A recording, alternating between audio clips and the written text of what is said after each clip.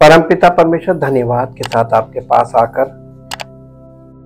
अपने आप को समर्पित करके ये कहना चाहते हैं प्रभु कि अपने अनुग्रह को, अपनी सामर्थ को, अपने प्रेम को हमारे जीवन में स्थापित कीजिए और हमारे जीवन से प्रभु अपनी महिमा को प्रकट कीजिए, क्योंकि आप अनुग्रहकारी हैं और आप महिमा से भरपूर हैं और आपकी महिमा अपरंपार है।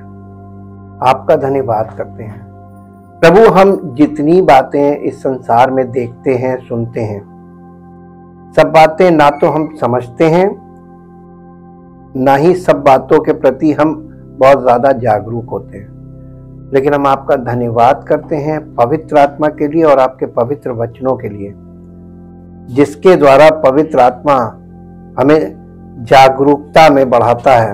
और जैसे जैसे हम आपके वचनों के आधार पर सोचने लगते हैं और वचनों के आधार पर देखने लगते हैं, प्रभु हमारा जीवन आपकी दिव्य प्रकाश से परिपूर्ण हो जाता है।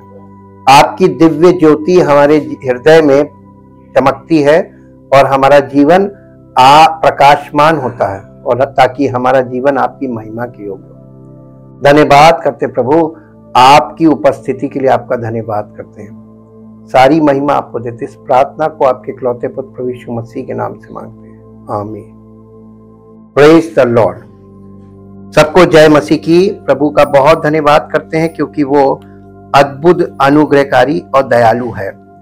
दो शब्द जिन पर हम अभी जब अध्ययन कर रहे थे तो दो शब्दों पर मनन किया और दोनों शब्दों के अंतर को जानने का प्रयास किया। वो दो शब्द हैं परसेप्शन और पर्सपेक्टिव।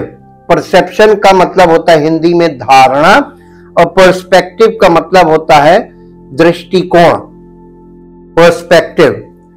और perception is what you interpret.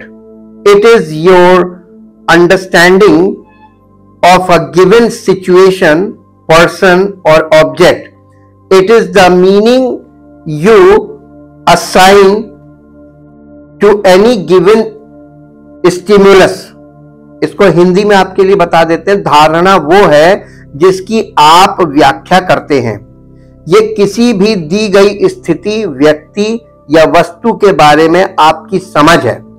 यानी धारणा, आपकी जो धारणा है, हर व्यक्ति के का जो माइंडसेट, जिसको बोलते हैं the mindset of a people, the mindset of a क्या नाम है, लोगों का, समूह का, सामूहिक होता है। ये धारणा हमेशा सामूहिक होती है। एक गांव में जाएंगे, सबकी धारणा एक।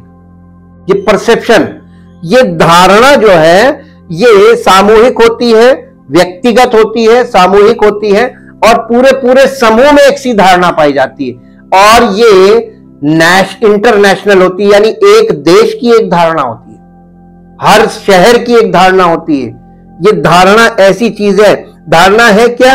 ये वो है जिसकी व्याख्या करते हैं। ये किसी दी गई स्थिति, परिस्थिति, दी गई स्थिति, व्यक्ति या वस्तु के बारे में आपकी समझ। आप किसी भी क्षेत्र में निकल जाइए, वहां पर लोगों से किसी विषय के बारे में पूछिए, ईश्वर के बारे में पूछिए, तो उनकी समझ, जो उनकी धारणा होगी, वो अपनी धारणा आपके साथ शेयर करेंगे। ये वो अर्थ है जो आप किसी दिए गए प्रोत्साहन को देते हैं। ये इसी को धारणा बोलते हैं। दूसरा है perspective. Perspective is your point of view. ये आपका अपना नजरिया है, आपका दृष्टिकोण, आपका अपना नजरिया है। It's the lens you see the world through and determines how you view yourself, others and everything else around you. Hindi में इसको बताते हैं कि पर्सपेक्टिव या परिप्रेक्ष्य आपका दृष्टिकोण है। ये वो लेंस है जिसके माध्यम से आप दुनिया को देखते हैं और ये निर्धारित करते हैं कि आप खुद को, दूसरों को और अपने आसपास की चीजों को कैसे देखते हैं। आप किसी भी चीज को किस नजरिए से देखते हैं, ये नजरिया आपकी धारणा बन जाएगा। जैसे आप कहीं ऐसी जगह हैं जहां पर न्यूज का कोई माध्यम नहीं है और वहां आपसे पूछा जाए कि आपको कैसा लग रहा है, तो आपके आसपास के माहौल के हिसाब से आप जवाब देंगे कि भाई हम क्या बताएं, यहाँ पर हम तो अच्छे हैं, ना आपको सही मालूम है ना गलत मालूम है। वो आप इसी को बोलते कुएं का मेंढक। आपकी एक दायरे में आप रहे, आपने जो कुछ देखा बचपन से, जो कुछ सुना बचपन से, जिस प्रकार का व्यवहार आपके साथ हुआ और जिस प्रकार का व्यवहार आपने लोगों को आपस में करते देखा, ये आपकी धारणा बन गई और आपका नजरिया, आप हर चीज को उसी नजरिए से देखेंगे। मेरे साथ हुआ तो ये मेरे साथ फिर होगा, तो आपके अंदर एक प्रकार की अज्ञानता हमेशा रहेगी।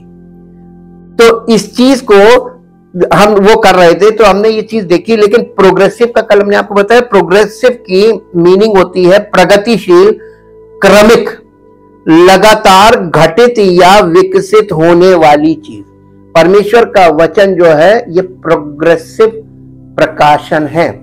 एक प्रकाशन के द्वारा आपको आगे उसी प्रकाशन से अगला चरण भी मिलेगा। इसलिए आपने देखा होगा हम लोग कितने भी सब्जेक्ट्स चेंज हो जाए, वर्सेस वही रहती है, क्योंकि वही वर्ष उस लेवल पर आपको फिर से आगे लेके जाती है। तो ये प्रोग्रेसिव रेवलेशन को अंडरस्टैंड करके कि ये बहुत इंपॉर्टेंट चीज है और ये सब बातें आपके प्राकृतिक स्वभाव के बिल्कुल विपरीत काम करती है। परमेश्वर का वचन हमसे वो नहीं बातें करता जो हमारे मन में चल रहा होता है, हमसे विपरीत बातें करता है। परमेश्वर अपनी बातें हमसे करता है। इसलिए आज हम लोग इस विषय में थोड़ा सा और एक कदम गहराई की ओर बढ़ेंगे। यहोवा की आज्ञा शुद्ध और आंखों को ज्योति देने वाली है। भजन संहिता 19 अध्याय और उसका 8 पद पढ़िए। भजन संहिता 19 अध्याय और उसका 8 पद। यहोवा के उपदेश सिद्ध है। यहोवा के उपदेश सिद्ध है। हमने आपको उपदेश के बारे में बताया था ना, इंस्ट्रक्शंस, निर्देश। जब आप पवित्र आत्मा हमें वचन के द्वारा कोई चीज, कोई निर्देश देता है, निर्देश का मतलब क्या होता है? एक होता है आदेश और दूसरा होता है निर्देश। जैसे आपसे कहा जाए जाओ ये करो, तो तुरंत चले मत जाइएगा। प्रभु क्या करना है, निर्देश जरूर लीजिएगा। लोग मालूम क्या करते हैं, ये करो, अब वो करने चलेंगे, उनको ये पता ही नहीं कि करना क्या है, कैसे करना है। कोई भी काम आपको जब बोला जाए ये करना है तो करने मत लगना। परमेश्वर ने इजराइलियों को 10 आज्ञाएं दी थी और कुछ नहीं कहा था। उसने कहा था ऑब्जर्व करो, इसको ध्यान में रखो, कीप इन योर माइंड, अपने माइंड में इस बात को हमेशा याद रखो। तो ये जो 10 आज्ञाएं दी थी, ये स्मरण करने के लिए दी थी कि याद करो और अपने अंदर रखो, ताकि जब भी तुम ऐसी परिस्थिति में आओ, इनमें से कोई भी विषय तुम्हारे सामने, कोई भी परिस्थिति हो, तो तुम्हारे माइंड में वो क्लिक करे। तुम्हारा विवेक उस समय घंटी बजाए, नहीं ये गलत है, गलत है। तो विवेक काम करता है जब आप कोई चीज स्मरण रखेंगे, तभी तो विवेक काम करेगा। आपके विवेक में किसी प्रकार का ज्ञान नहीं है, तो आप गलत कर रहे हैं, सही कर रहे हैं, ये आपको मालूम ही नहीं। एग्जाम्पल दें, एक छोटा बच्चा चोरी नहीं जानता है, अभी वो पैदा हुआ है, उसको जो चीज पसंद आती है, चाहे वो कहीं पर भी हो, दुकान पे रखी है, किसी के घर में है, वो उठा के चुप से जेब में रख लेगा। मालूम क्यों? चोरी नहीं की उसने, चोरी की तो उसको परिभाषा ही नहीं मालूम। उसने उस चीज को पसंद आई, उसने कहा ये चीज अच्छी लग रही है, मैं ले लूंगा, ले ली उसने, तो उसने एक्चुअली ले ली।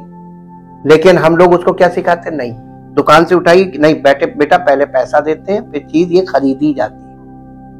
आपको काफी समय लगेगा और इसमें प्रयास करना पड़ेगा उसको ये सिखाने में कि ये चीज अपने मन से उठाई नहीं जाएगी, इसको खरीदा जाता है। दूसरी बात, किसी के घर से उठाना गलत बात। तुमने ये उठा क्यों ली? तुम्हें अच्छी लगी थी? तुम हमसे बताते, हम तुम्हें दूसरी खरीद के देते। किसी के घर से तुम लेके आए हो, ये चोरी है। तो हम उसको निर्देश देकर ये बताते हैं, निर्देशित करते हैं कि ये कैसे गलत है, क्यों गलत है, नहीं करना चाहिए और कैसे नहीं करना चाहिए, ये निर्देश है। आप, परमेश्वर ने 10 आज्ञाएं दी थी, ये आदेश थे। निर्देश क्या था? निर्देश इसको स्मरण रखना, यह निर्देश था। किसी से अभी पूछो आज कि तुम्हें 10 आज्ञाएं याद है, किसी को नहीं याद, तो आपको पवित्र आत्मा किस बात में निर्देशित करेगा? ये दशाएं हैं जिस पे आप ये देख सकते हैं कि हम कहां खड़े हैं। अभी शुरुआत भी, हमारा पहला कदम तैयार नहीं है, और ऐसे लोग कहते हैं हम प्रभु में हैं, हमारे पास पवित्र आत्मा है। ये परमेश्वर की अनादर का काम है जब हम खोखले दावे करते हैं। हम किसी चीज को पूरी तरीके से समझते भी नहीं है, लेकिन देखा देखी हम वो कर रहे हैं जो हमें नहीं करना चाहिए। जिस तरह से हम चीजों को देखते हैं, वो स्थिति जहां हम अपना दृष्टिकोण लेते हैं, इसी को पर्सपेक्टिव कहते हैं या परिप्रेक्ष्य कहते हैं। ये शब्द लैटिन क्रिया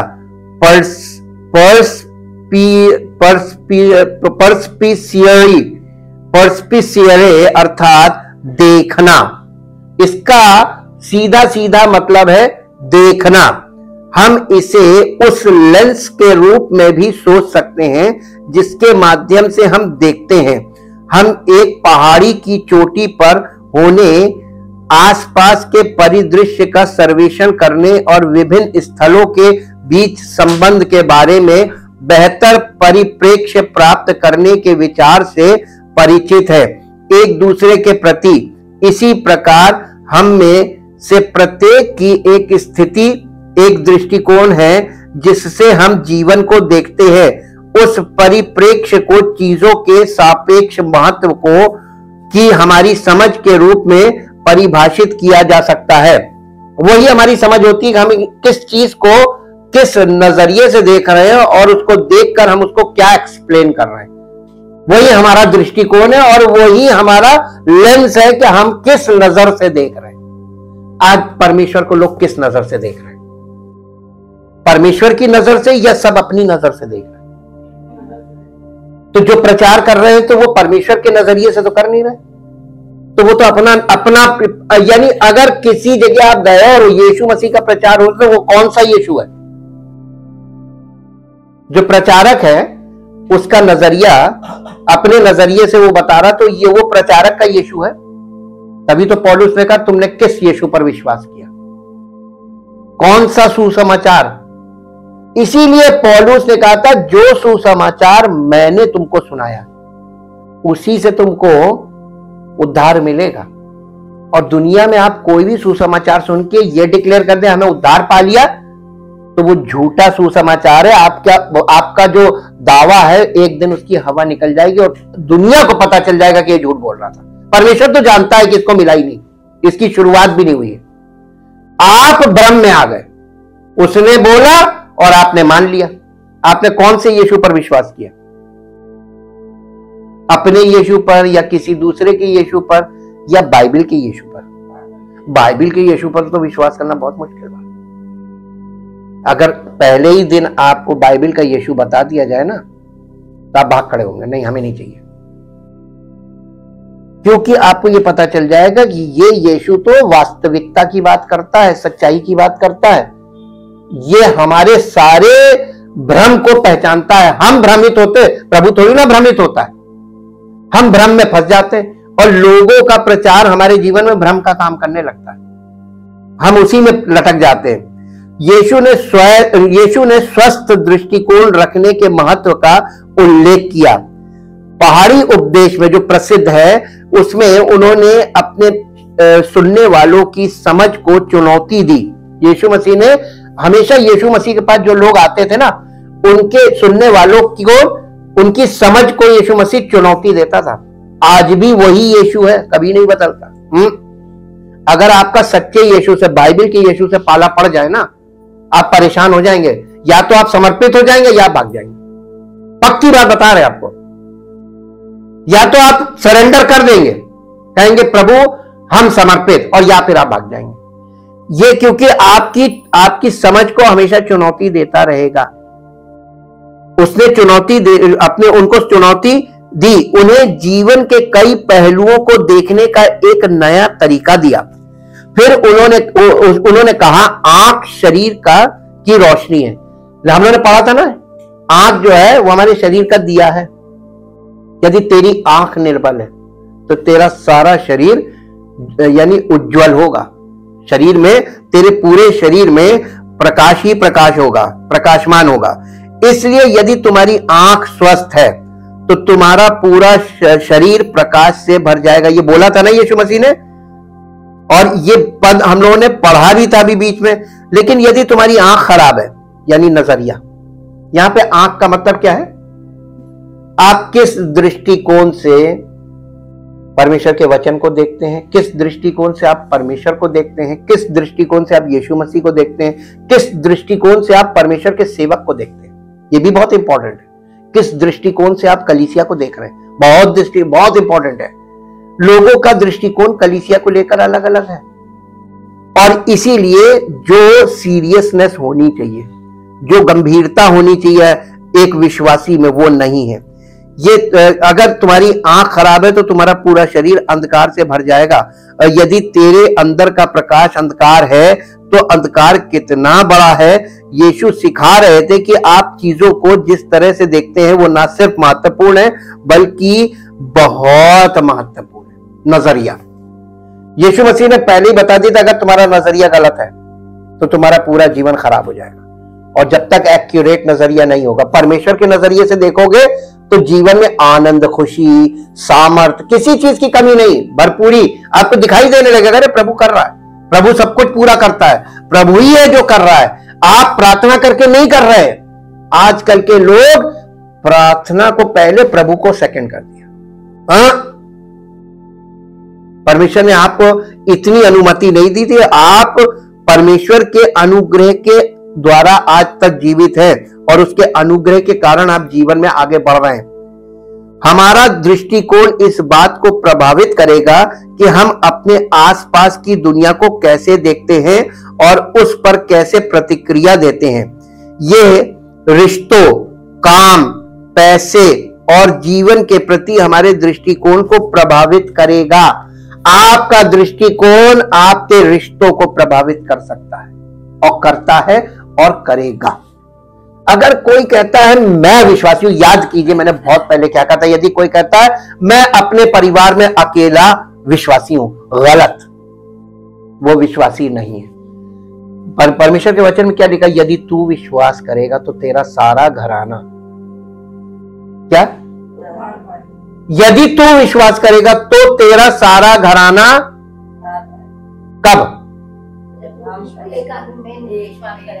आप ही का दृष्टिकोण अभी सही नहीं है विश्वास में, जो परमेश्वर के अकॉर्डिंग क्या करना है, कैसा जीवन होना चाहिए। तो आपके जो रिश्तेदार आसपास के लोग हैं, आपके परिवार में जो आपको जानते हैं बहुत नजदीकी से, वो कभी भी उनमें विश्वास पैदा नहीं होगा। आप चाहो कि ये भी, आप उनको हड़का के विश्वास नहीं ला सकते हो, आप उन्हें घसीट कर जबरदस्ती मजबूर करके कलीसिया में नहीं ला सकते हो। प्रभु ने मना किया है। प्रेरित होकर आएंगे। कितने लोग आपसे प्रेरित हुए आज तक? यदि आप प्रभु में विश्वास रखते हैं तो आपके जीवन को देखकर आपके आसपास के लोगों में प्रतिक्रिया होगी। यार इनको देखो, इनको मैं शुरू से जानता हूं, आज देखो ये कितने कहां जाते हैं भैया। लोग आपका पीछा करके आएंगे, कहां जाते हैं। अगर आपके जीवन में यहां से जाकर वो प्रतिक्रिया हो रही जो परमेश्वर के वचन के अंदर जाने के बाद होनी थी, तो वही चीज आपके परिवार में और आपके आसपास काम करने लगेगी। प्रचार से किसी का जीवन नहीं बदलता है। परमेश्वर के वचन को किस नजरिए से आप ग्रहण कर रहे हैं और उसका प्रभाव आपके जीवन में क्या है, ये मायने रखता है। आपके अंदर परमेश्वर का वचन जा रहा है और आपके जीवन से लोग ठोकर खा रहे हैं, ये क्या है? आप कहें कि मैं विश्वासी हूं अकेला, क्या प्रभु मान लेगा इस बात को? हाँ, तुम्हें देखकर कोई दूसरा प्रेरित हो जाए कि कहीं जहां ये जाते वहां हम जाएंगे, वो बात है। तब पता चलता है कि हाँ इसके जीवन में कुछ परिवर्तन हुआ जिसे किसी ने देखा और वो यहां आया। और लोग, ये रिश्तों में बहुत काम करता है। अगर आप परमेश्वर का वचन आपके जीवन में कार्य कर रहा है तो आपका स्वभाव, आपका व्यवहार सब बदलने लगेगा। और उससे क्या होगा मालूम है? जितने लोग आपके साथ रिश्ते में हैं उनके ऊपर प्रभाव आ जाएगा। अरे ये बदल गए, पापा का व्यवहार बदल गया, मम्मी का व्यवहार बदल गया, बहन का व्यवहार बदल गया। जो परमेश्वर के वचन में मन लगाने लगा उसका जीवन, चरित्र, व्यवहार, बोलचाल सब कुछ बदल गया। प्रेरित होने लगते लोग, अरे ये तो नई चीज, ऐसा तो कभी नहीं करते थे, अरे ये तो बदल गए। इसी को कहते हैं हृदय परिवर्तन। और अगर ये नहीं हुआ है और कोई कहता है कि मैं कलीसिया में जाता हूं, प्रभु प्रभु कर रहा है, प्रार्थनाएं कर रहा है, इसे कहते हैं धर्म परिवर्तन। धर्म परिवर्तन का मतलब आपने अपना रिलीजन चेंज किया है लेकिन आपका हृदय नहीं चेंज हुआ, और ये कानूनन अपराध है।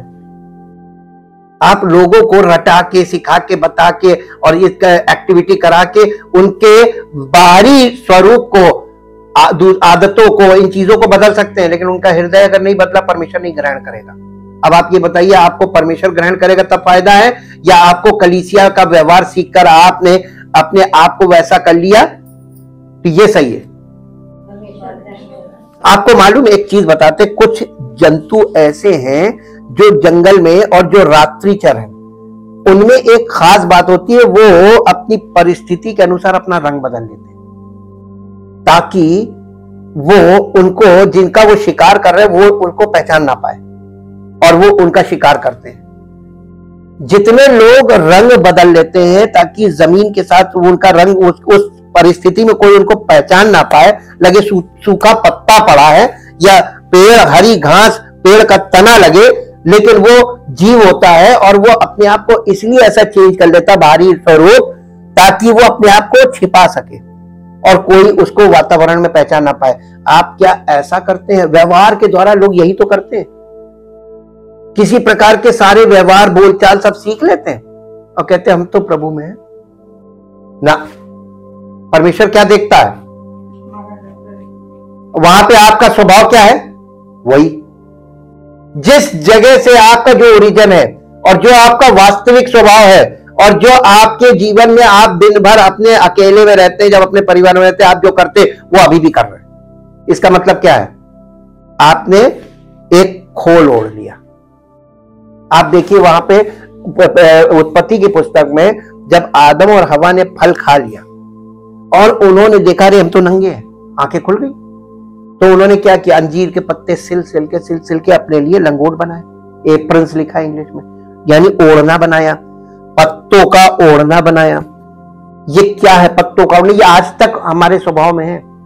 या तो हम परमेश्वर के सामने वो पत्ते का ओढ़ना ओढ़ने से क्या परमेश्वर उनको नहीं देख सकता था? परमेश्वर को तो वो साफ साफ दिख रहे थे। पत्ते का ओढ़ना जो है परमेश्वर की नजरों को रोक नहीं सकता है, परमेश्वर तो उन्हें वैसे ही देख लेगा आर पार। तो परमेश्वर ने उनसे क्या कहा था? ये तुमने क्या किया? वो अपने आप को परमेश्वर से छिपाने के लिए पत्ते का ओढ़ना। ऐसे ही लोग रिलीजन्स का सहारा लेते अपने आप को परमेश्वर से छिपाने के लिए। देखो हम कितने दयालु, हम कितने धर्म के काम कर रहे हैं, हम तो ये कर रहे हैं, हम वो कर रहे हैं, दान पुण्य कर रहे हैं। ये तुम क्या दिखा रहे हो उसको? वो तुम्हारा दिल देख रहा है, तुम्हारा व्यवहार वही का वही। तुम कुटिल थे, कुटिल हो, कुटिल रहोगे, स्वभाव ही ऐसा है। तुम ये सब करके क्या दिखाना मांग रहे हो? कि तुम बहुत धर्मी हो गए हो। परमेश्वर की धार्मिकता अंदर से चलती है, बाहरी दिखावे से नहीं चलती। ये अंजीर के पत्ते हैं जो सब ओढ़े बैठे हैं। इसलिए परमेश्वर हमारे जीवन को वचन के द्वारा, ये सबसे पहली चीज परमेश्वर के द्वारा, जब आपका हृदय परिवर्तित होगा, परमेश्वर के साथ आपका सही संबंध स्थापित होगा, आपके रिश्तों में परिवर्तन आ जाएगा, इमीडिएट रिलेशनशिप। और इसके साथ साथ क्या होगा? आपके काम में परिवर्तन आएगा, काम करने के तरीके में परिवर्तन आएगा। फिर उसके बाद लिखा है पैसे और जीवन के प्रति सारे दृष्टिकोण आपके बदलेंगे, लोगों के आपके प्रति जो दृष्टिकोण वो भी बदल जाएंगे। इसीलिए लिखा है यदि तू विश्वास करेगा तो तेरा सारा घराना उद्धार पाएगा।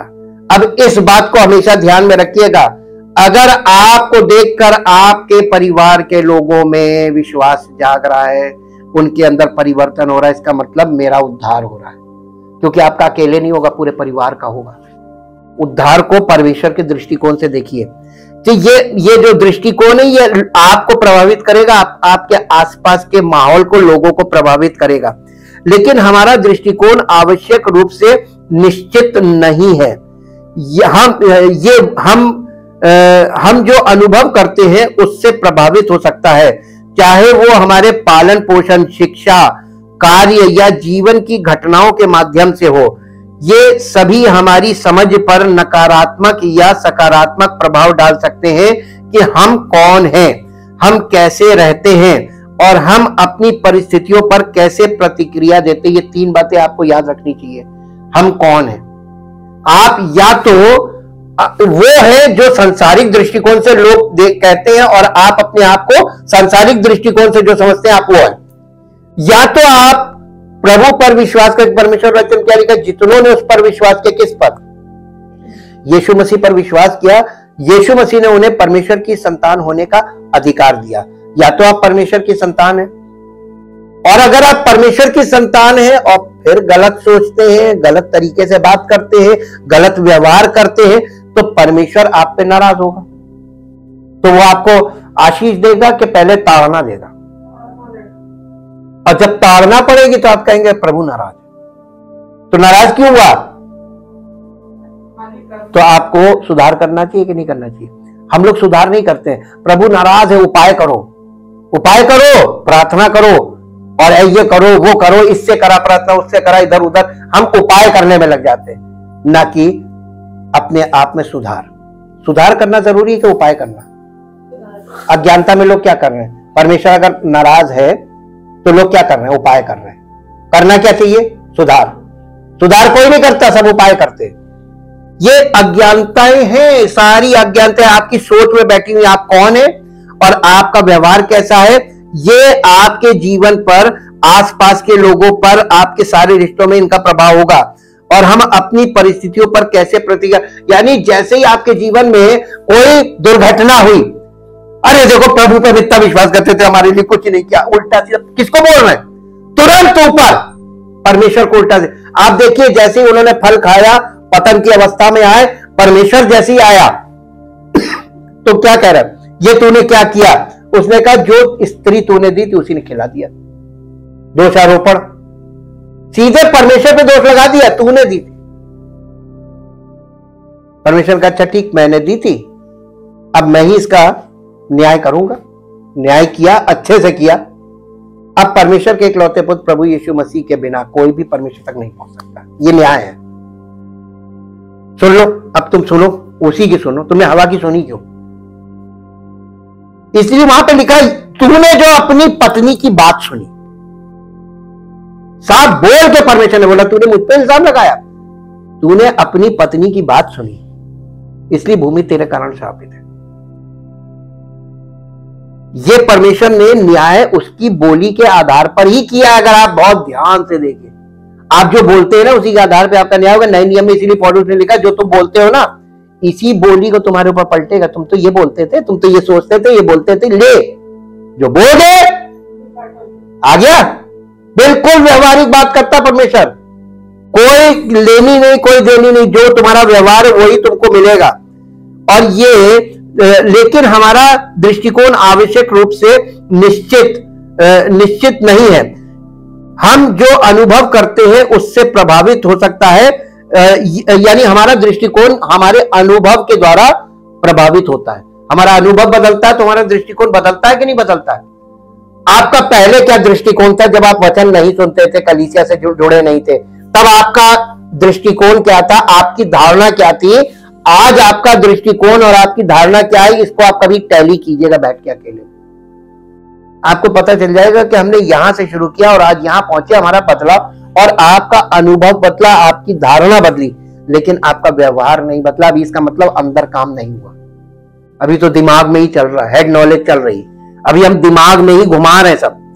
और इसका लोगों पर आपके पालन पोषण और आपकी शिक्षा और आपके कार्य या जीवन की घटनाओं के माध्यम से इसका प्रभाव पड़ता है। ये सभी हमारी समझ पर नकारात्मक या सकारात्मक प्रभाव डाल सकते हैं कि हम कौन हैं, कैसे रहते हैं और हम अपनी परिस्थितियों पर कैसे प्रतिक्रिया देते हैं। इस पर निर्भर रहते हुए कि वे खुद को और अपनी दुनिया को कैसे देखते हैं। अलग अलग लोग एक ही स्थिति पर बहुत अलग अलग तरह से प्रतिक्रिया कर सकते हैं। लेकिन हम कैसे जान सकते हैं कि हमारा दृष्टिकोण स्वस्थ है? हम हेल्दी पॉइंट ऑफ व्यू रखते हैं, हेल्दी पर्सपेक्टिव है हमारा, कैसे पता लग सकता है? जैसा कि यीशु ने कहा था, यदि हमारा दृष्टिकोण व्यक्तिगत परिस्थितियों से प्रभावित हो सकता है तो हम कैसे जान सकते हैं कि चीजों को देखने का हमारा तरीका सही है या नहीं? दाऊद ने परमेश्वर के भजन में, भजन संहिता 119 अध्याय का 105 पद पढ़िए। दाऊद यहां पे क्या कह रहा है? दाऊद यहां पे क्या कह रहा है? 119 अध्याय का 105 पद, तेरा वचन मेरे पांव के लिए दीपक, यानी मेरे चाल चलन के लिए दीपक है। दीपक का मतलब लैंप, और मेरे मार्ग के लिए, तो देखिए दीपक और उजियाला और पांव और मार्ग अलग अलग कीजिए। दीपक दो प्रकार का होता है, जला एक बुझा। आपके लिए परमेश्वर का वचन दीपक है, लेकिन जलता हुआ के बुझा? हम तो आयतें रखते हैं और दूसरों को आयतें भेजते रहते हैं। देख, मैंने भी पढ़ी, तू भी पढ़, मैं भी पढ़ता हूं, तू भी पढ़, मैं भी पढ़ता हूं, तू भी पढ़। ये परमेश्वर का वचन दीपक है। दीपक का मतलब लैंप, हार्डवेयर। और आप किसी को वचन भेज रहे हैं तो आप क्या भेज रहे हैं? हार्डवेयर भेज रहे हैं। उजियाला कहां है? आप जब तक उस पर चलेंगे नहीं, चल के दिखाएंगे नहीं, तब तक उसको उजियाला कहां से मिलेगा? तेरा वचन मेरे पांव के लिए दीपक और मेरे मार्ग के लिए उजाला। तो परमेश्वर का वचन आपके लिए क्या है? नहीं, दीपक भी है और उजाला भी है, लेकिन दीपक और उजाले में अंतर क्या है? आप इस दीपक की रोशनी में चलना शुरू करेंगे तभी तो उजाला है, और तब आप लोगों को बोलेंगे, तब लोग देखेंगे अच्छा ये है करना, ये निर्देश हो गया। लोगों को हमें आदेश नहीं देना है कि ये बाइबल में लिखा है, ये पढ़ो। आपने पढ़ा, आपने उस पर चलकर दिखाओ, दूसरा व्यक्ति तुम्हारे चलने को देखकर तुम्हारे पीछे चल देगा। इसको कहते हैं कि लोग आपके पीछे चलने लगेंगे जब आप उनको चलकर दिखाएंगे। चल के कोई नहीं दिखा रहा है, प्रचार सब कर रहे हैं, दे आयतों पे आयते, दे आयतों पे आयते, दे आयतों पे आयते। और क्यों फायदा नहीं हो रहा लोगों को? बताइए क्यों फायदा नहीं हो रहा? आपको ऑनलाइन मिठाई कोई भेजे, उनके अंदर भर जाता है। हाँ, तो अब वही तो बोले, हमने इसीलिए बोल दिया। आपको ऑनलाइन कोई मिठाई भेज दे सिर्फ पोस्टर बना के, आपको क्या फायदा? कोई फायदा होगा?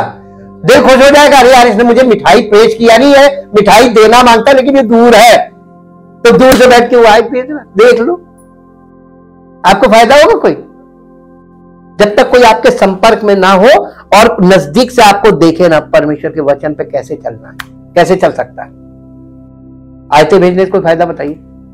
आयतें भेजने का मतलब कि ऑनलाइन कोई आपको व्यवहार भेज रहा है, फोटो खींच के कि देख लो, बस कर कुछ नहीं सकते। हालेलुया। समझ में आई कि नहीं आई? नहीं आई, अभी भी नहीं आई। अरे भी नहीं आएगी, इतनी जल्दी नहीं आती है, ये बुद्धि बहुत वो हो गई, ट्विस्टेड हो गई है। और परमेश्वर का वचन अपनी छड़ी से धीरे धीरे धीरे धीरे हमारी उलझे दिमाग को खोलता है, ताकि उसकी ये मालूम हो जाए कि परमेश्वर जो तुम सोच रहे हो ना, वो परमेश्वर पहले से जानता है कि तुम क्या सोच रहे हो, क्यों सोच रहे हो। प्रभु की गवाही निश्चित है जो सीधे साधे लोगों को बुद्धिमान बनाती है, और प्रभु की आज्ञा शुद्ध है जो आंखों को प्रकाश देती है। भजन संहिता 19 अध्याय का 7 पद पढ़ दीजिए। भजन संहिता 19 अध्याय उसका 7 पद। दाऊद बिल्कुल यहोवा की व्यवस्था खरी है, वो प्राण को बहाल कर देती है। यहोवा के नियम विश्वास योग्य हैं, साधारण लोगों को अगर आप परमेश्वर के वचन में लगातार सुन रहे हैं और आपको काफी लंबा समय हो गया है, तो एक बहुत बड़ा प्रश्न उठता है कि जो चीज आपके जीवन से प्रकट होनी चाहिए थी, बुद्धिमता, जो चीज प्रकट होनी चाहिए थी, वो व्यवहार जो परमेश्वर के वचन जिनके जीवन में रहते हृदय में भर जाते हैं, उनका जैसा व्यवहार होना चाहिए, हृदय का जो व्यवहार होना चाहिए, हृदय की जो दशा होनी चाहिए, वो प्रकट क्यों नहीं हो रहा है? इसका मतलब आपका हृदय पत्थर हो गया। वो यहां से वचन जाता है, यहां से निकल जाता है, हृदय में परिवर्तन। अब आपको पता चला कैसे पता चल जाता है हृदय का परिवर्तन? आपके व्यवहार से। आपकी बोली से, आपकी सोच से। परमेश्वर हर चीज से आपको जांच लेगा। अभी नहीं, अभी तो ये वहीं का वहीं ठहरा हुआ है, ये सिर्फ सुन रहा है, अभी ये रिस्पॉन्ड नहीं कर रहा है। और इसीलिए जैसे ही हम बाइबल पढ़ते हैं, ये मानते हुए कि ये ईश्वर का प्रेरित शब्द है, हमारा दृष्टिकोण ईश्वर की सच्चाई से आकार लेने लगेगा। अगर आप परमेश्वर के वचन में बहुत अच्छे से मन लगाएं। ना पढ़िए, सबको पढ़ना नहीं आता है, पढ़ने में आप त्रुटि कर सकते हैं, मात्राओं की गड़बड़ी कर सकते हैं, आपको समझ में नहीं आएगा। सुनने में तो प्रॉब्लम नहीं है ना। अब जब आप सुनने के बाद कोई परिवर्तन नहीं, तो यीशु मसीह का तुम कैसे सुनते हो, किस नजरिए से सुन रहे हो? दूसरी बात, सुनने पे भी प्रश्न उठ जाएगा। आप सुन तो रहे हैं लेकिन सही तरीके से नहीं सुन रहे हैं, तो आपका दृष्टिकोण अभी तक क्यों नहीं बदला? हमारा दृष्टिकोण ईश्वर की सच्चाई से आकार लेगा। जब तक परमेश्वर के वचन का सत्य आपके हृदय में प्रकट नहीं हो रहा है, प्रकाशित नहीं हो रहा है, आपका दृष्टिकोण नहीं बदलेगा। और अगर आपका दृष्टिकोण नहीं बदलेगा तो धारणा नहीं बदलेगी, और दृष्टिकोण और धारणा नहीं बदली, आपका हृदय कभी नहीं बदला, जीवन नहीं बदलेगा। और जीवन नहीं बदलेगा तो आपके आसपास के लोग आपको ताने मारने लगेंगे। मालूम क्या कहेंगे? तुम तो कलीसिया में जाते हो, तुम तो प्रभु को विश्वास करते हो, तुम्हारा जब आप जैसे ही गलत करेंगे आपको ताना मिलेगा। सुन के बहुत बुरा लगता होगा। हाँ, यही सीखते हो, यही करते हो वहां जाके। और ये सीधा परमेश्वर पे दोष लगता है कि उसका कहने का मतलब तुम जहां जाते हो तुम्हें ऐसा नहीं करना चाहिए, और तुम ऐसा कर रहे हो, ठोकर खा रहा। नुकसान किसका है? जो लोग ऐसा व्यवहार करते हैं ना, परमेश्वर उनसे नाराज हो जाता है, बहुत नाराज होता है। आपकी छवि, आपके कारण परमेश्वर की छवि खराब होगी, और ये करना गलत है। इसीलिए बोलते हैं कि अपने आप को बहुत जल्दी, बहुत जरूरत से ज्यादा लोगों के सामने खोले ना कि मैं ये हो गया, मैं ये हो गया, मैं ये बहुत भावनाओं के कारण लोग बोलते, जल्दी से अपना ढिंढोरा पीट देते, और उसके बाद लोग जब उन पे आक्षेप लगाते हैं और लोग जब उनको तंज कसते हैं तो उन्हें बुरा लगने लगता है, मुझे ऐसा क्यों कह रहे हैं। और ये परमेश्वर, ये सब कुछ देखा जाए, परमेश्वर पॉजिटिवली भी काम करता है, नेगेटिवली भी काम करता है। तो दूसरी तरफ से कौन काम कर रहा है? परमेश्वर उधर से भी तुम्हें मार रहा है। सही रास्ते पे आ जाओ, या तो फिर आगे आओ या भाग जाओ। तो आपके सामने केवल दो विकल्प है, सच्चाई को ग्रहण करो और सच्चाई के अनुसार चलो, और नहीं तो बिल्कुल जैसे थे वैसे ही रहो, क्योंकि वैसा ही लोग नष्ट होने हैं।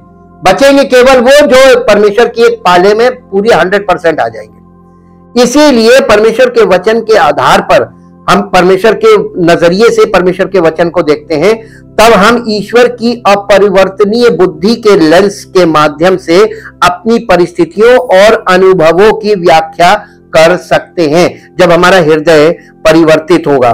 इसलिए हम परमेश्वर का धन्यवाद करें कि परमेश्वर के वचनों के द्वारा दृष्टिकोण और धारणा, अगर आपका दृष्टिकोण यानी लेंस बदलेगा तो आपके लेंस बदलने से धारणा भी बदलती है।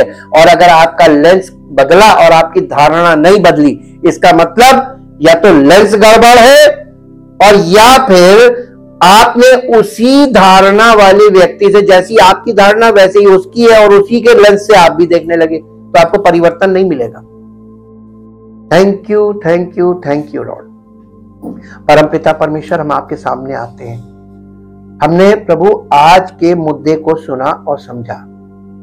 आज आपसे विनती करते प्रभु, ये दावा कि हम वचन सुनते हैं, हम बाइबल पढ़ते हैं, हम कलीसिया में जाते हैं और हम प्रार्थना करते हैं, ये सारी बातें और ये सारे दावे दुनिया में सब करते हैं, लेकिन प्रभु आपके वचन के अनुसार, आपके दृष्टिकोण के अनुसार आपका वचन सुनना, आपके दृष्टिकोण के अनुसार आपके वचन को समझना, और आपके वचन के द्वारा हमारे हृदय परिवर्तित होना और हमारे अंदर से नया मनुष्यत्व प्रकट होना, नए जीवन की शुरुआत होना, ये प्रभु एकदम अद्भुत चीज है। इसलिए प्रभु हम आपके सामने आए हैं और ये मानने के लिए आए प्रभु कि अब तक हम जो चल रहे थे, हम अपने दृष्टिकोण से ही सब चीजों को देख रहे थे, अपनी धारणाओं में हर चीज को फिट करना चाह रहे थे, हम वचन तो आपके सुनते थे, लेकिन उसे अपनी धारणा में और अपने नजरिए में फिट करने की कोशिश कर रहे थे, इसीलिए हम आज तक सफल नहीं हुए। आपसे विनती करते हैं प्रभु, आज हम आपके सामने अपने आप को समर्पित करते हैं और ये कहना चाहते हैं कि हमारे हृदय में आपका वास हो, ये हमारा हृदय आपका निवास स्थान बने, ताकि आपकी उपस्थिति के द्वारा हमारा जीवन उस महिमा को प्रकट करे जो आपकी है और हमारे जीवन से वो प्रकाश निकले जो प्रभु यीशु मसीह है।